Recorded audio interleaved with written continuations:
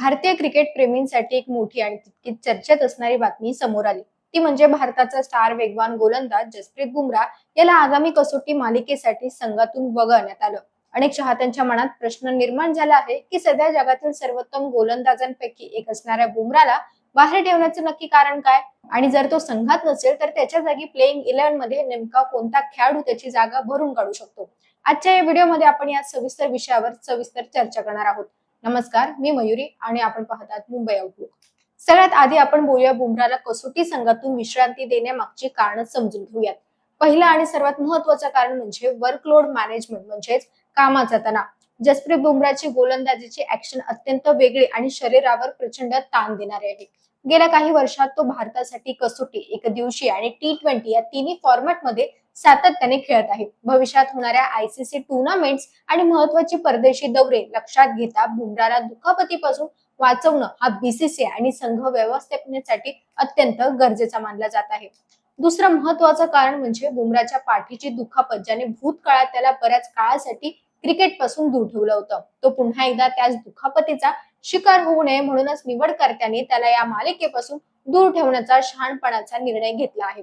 याशिवाय देशांतर्गत क्रिकेट खेळणाऱ्या आणि भविष्यासाठी तयार होत असलेल्या इतर युवा गोलंदाजांना संधी देणं हा देखील या मागचा एक मुख्य उद्देश असू शकतो. आता सर्वात मोठा प्रश्न हा उरतो की जसप्रीत बुमराह सारख्या मॅच विनर गोलंदाजाची अनुपस्थिती संघ कशी भरून काढणार, त्याच्या जागी योग्य पर्याय कोणता.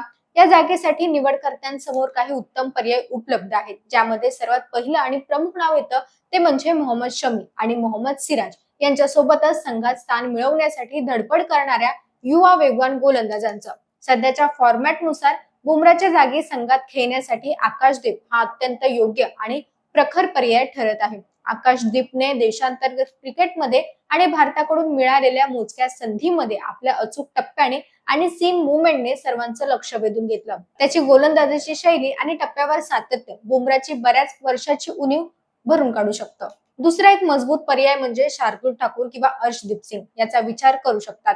शार्दुलकडे वेगवान आणि अतिरिक्त बाउन्स मधील ताकद आहे, तर अर्शदीप हा डाव्या हाताचा वेगवान गोलंदाज असल्यानं संघाच्या गोलंदाजीच्या आक्रमणात एक वेगळा आणि विविधता आणू शकतो. परदेशी किंवा घरच्या पालिकेवर डाव्या हाताचा गोलंदाज नेहमी फलंदाजीसाठी डोकेदुखी ठरतं. त्यामुळे या मालिकेमध्ये बुमराहच्या अनुपस्थितीत आकाशदीप किंवा अर्शदीप यांना संधी मिळणं भारतीय संघाच्या दृष्टीने भविष्याची पायभरणी ठरू शकतं.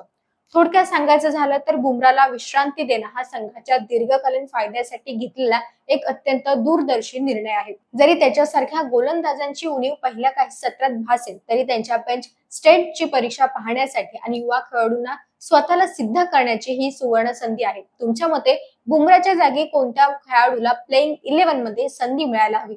तुमचं मत आम्हाला कमेंट बॉक्स मध्ये नक्की कळवा.